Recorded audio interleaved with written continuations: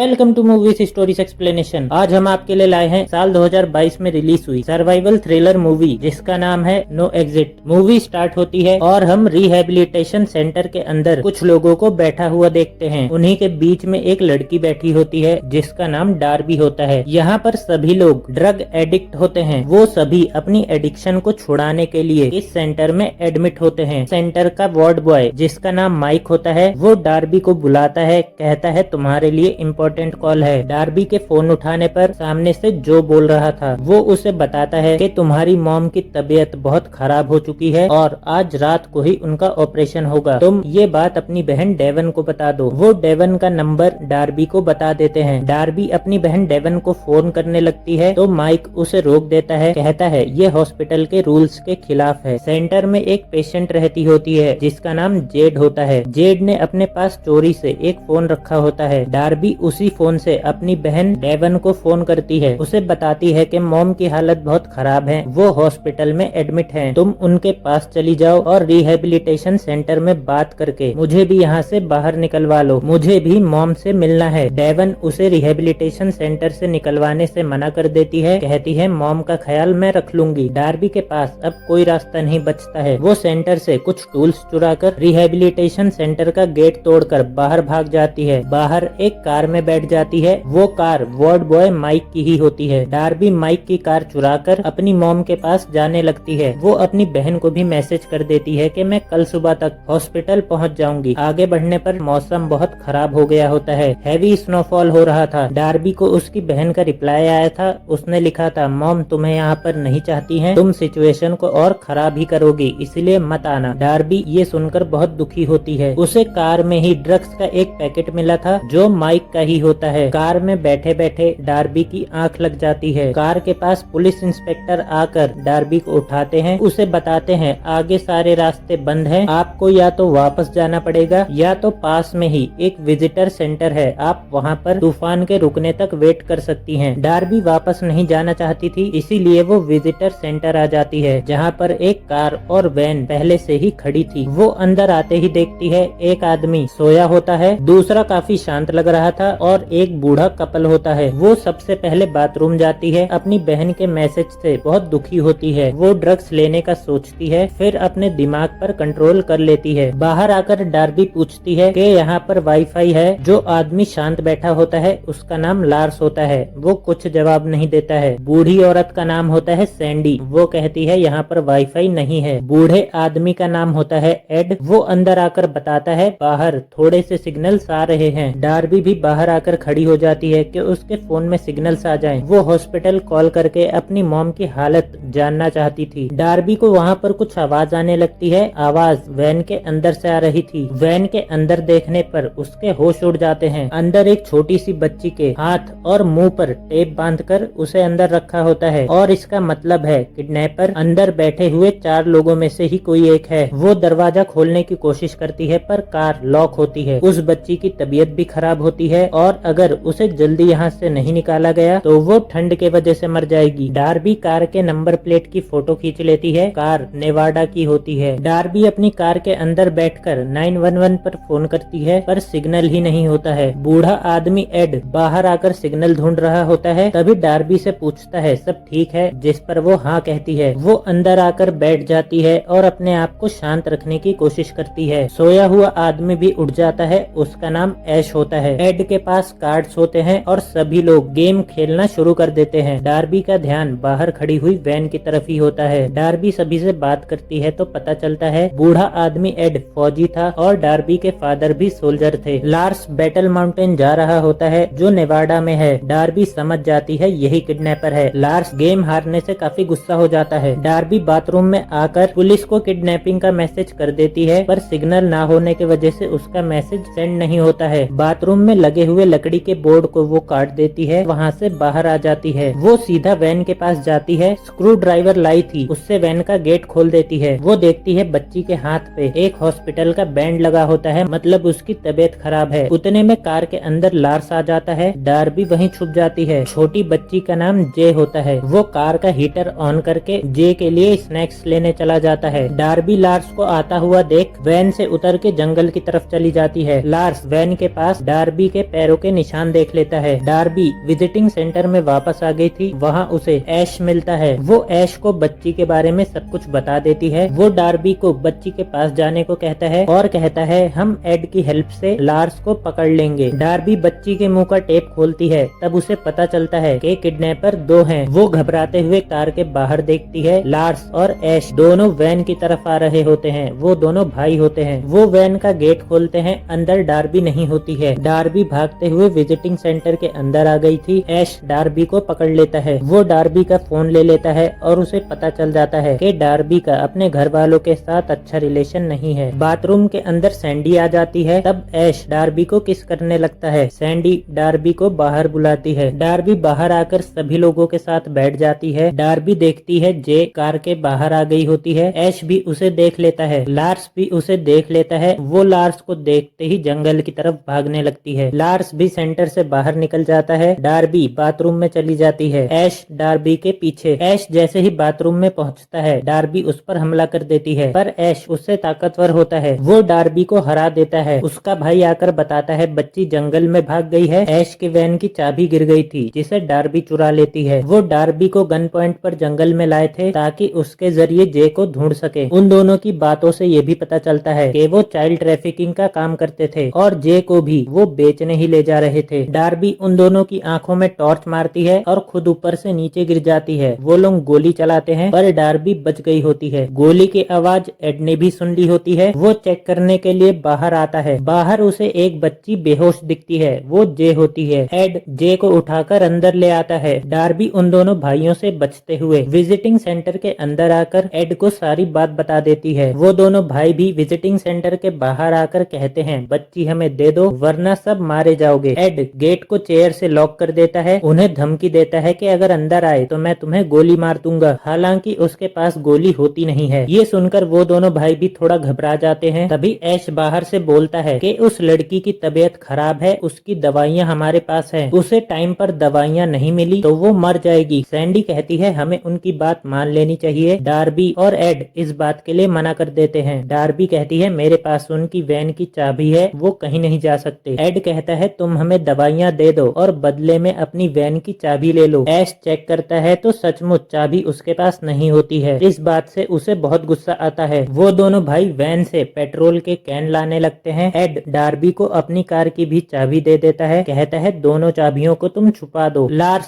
Centre के चारों तरफ पेट्रोल छिड़कने लग जाता है। डार्बी आकर बताती है मैंने चाबियां छुपा दी हैं। बाहर वो दोनों भाई काउंटडाउन शुरू कर देते हैं। अंदर जे को होश आ जाता है। वो सैंडी को देखते ही कहती है मिसेस लाउरी, मतलब वो सैंडी को जानती थी। सैंडी जे के घर पर मेड का काम किया करती थी। सैंडी ने ही उन दोनों भाइयों को हायर करके जे को किडनैप करवाया था। सैंडी का प्लान होता है कि जे को किडनैप करके उसके माँ बाप से पैसे मांग लेंगे। वो दोनों भाई सैंडी को किडनैप करके ले जा रहे थे, पर रास्ते में तूफान आ जाता है। इसी वजह से उन्हें विजिटिंग सेंटर में रुकना पड़ता है। जे को जो बीमारी होती है उसकी दवाई उन दोनों भाइयों के पास नहीं होती है। सैंडी अपने हस्बैंड के साथ उन दोनों को जे की दवाइयाँ देने आई थी और एड को लग रहा था ये एक सरप्राइज ट्रिप है। सैंडी चिल्लाकर उन दोनों को बता देती है कि एड के पास गन नहीं है और सैंडी डार्बी की आंखों में पेपर स्प्रे डाल देती है। सैंडी एड से कहती है हमारी सारी सेविंग्स खत्म हो चुकी थी और एड भी अब रिटायर हो चुका था। उसे पैसे कमाने थे और उसके लिए उसने इस रास्ते को अपनाया। वो दोनों भाई अंदर आ जाते हैं। एड को गन पॉइंट पर ले लेते हैं। सैंडी जे को उसकी दवाई का इंजेक्शन लगाती है। डार्बी कहती है ये दोनों भाई जे के फादर से पैसा लेने के बाद जे को बेच देंगे। ये दोनों चाइल्ड ट्रैफिकिंग का काम करते हैं। इन्होंने तुम्हें भी धोखा दिया है। ऐश एड से पूछता है कि वैन की चाबी कहाँ है, जिस पर वो कुछ नहीं बताता। सैंडी बताती है डार्बी ने चाबियां कहीं छुपा दी हैं। एड डार्बी से कहता है कि इन्हें कुछ मत बताना। उतने में ऐश एड को गोली मार देता है और एड मारा जाता है। सैंडी को ये देखकर बहुत गुस्सा आता है। वो पैसे एड और अपने फ्यूचर के लिए ही कमाना चाहती थी। अब एड ही नहीं रहा। वो पेपर स्प्रे लेकर लार्स की आंखों में डाल देती है। ऐश सैंडी को भी गोली मार देता है। फिर वो डार्बी को पकड़कर दीवार के पास ले जाकर उसके हाथ को नेल गन से लॉक कर देता है। लार्स की आंखों में जलन हो रही होती है। वो उसे वॉशरूम ले जाता है। डार्बी के हाथों में भी बहुत दर्द हो रहा था। वो उसे वहाँ से निकाल नहीं सकती थी। डार्बी जे से हेल्प मांगती है। जे उसे एक हथौड़ा दे देती है, पर उतने में वो दोनों भाई आ जाते हैं। डार्बी से चाबी के बारे में पूछते हैं। उतने में उसके फोन पर एक मैसेज आ जाता है। ऐश डार्बी को बताता है कि तुम्हारी मॉम मर गई है। दूसरा मैसेज आता है कि पुलिस जल्दी ही वहां पहुंचने वाली है। फोन में नेटवर्क आने से डार्बी का भेजा हुआ मैसेज पुलिस तक पहुंच गया होता है। अब ऐश के पास ज्यादा समय नहीं था। वो डार्बी से चाबी के बारे में पूछता है। ना बताने पर वो जे का हाथ पकड़ लेता है और उसका हाथ नेल गन से लॉक करने की धमकी देता है। जे को बचाने के लिए डार्बी बता देती है कि चाबियां कहां पर है। ऐश चाबियां लेने जाता है और लार्स को बंदूक देकर कहता है कि किसी ने हिलने की भी कोशिश की